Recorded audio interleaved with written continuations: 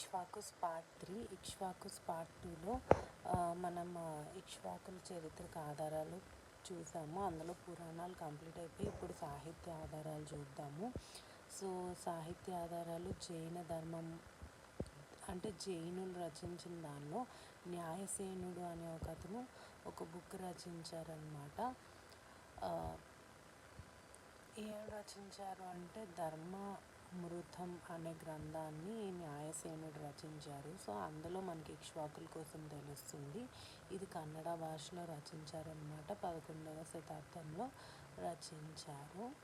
Okay, ఇక్ష్వాకుల రాజధాని శ్రీపర్వతమునకు సంబంధించిన విశేషాలు ఇందులో చెప్పారనమాట. ఓకే, నెక్స్ట్ బుద్ధ చరితంలో కూడా మనకి తెలుస్తుంది. బుద్ధ చరితం రచించింది అశ్వఘోషుడు రచించారనమాట. దీనిలో కూడా ఇక్ష్వాకుల కోసం తెలిపారు.